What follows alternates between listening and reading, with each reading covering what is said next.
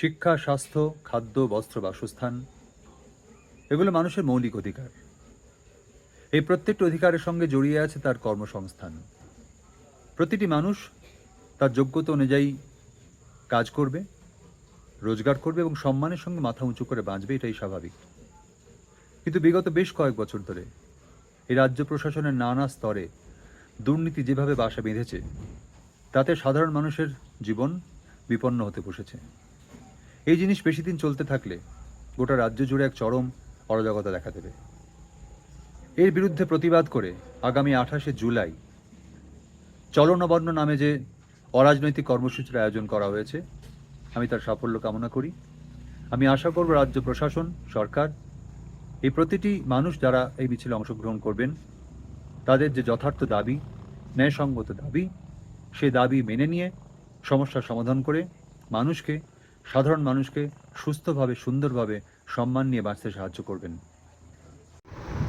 পশ্চিমবঙ্গ আজকে সংগঠিত প্রতারণার এক চূড়ান্ত চেহারা নিয়েছে।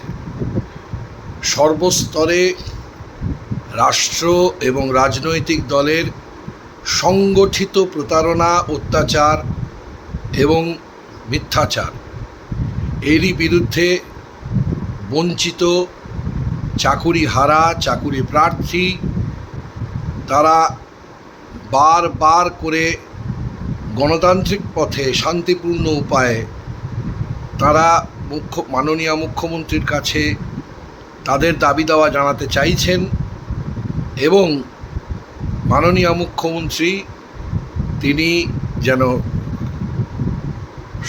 হৃদয় দিয়ে সুবিচার করেন, এই আশা নিয়ে বারবার করে তারা এগিয়ে আসছে। কিন্তু কোনো অবস্থাতেই সরকার এবং রাজনৈতিক দলের কোনো সদিচ্ছা দেখা দিচ্ছে না এই সমস্যাগুলির সমাধান করার জন্য।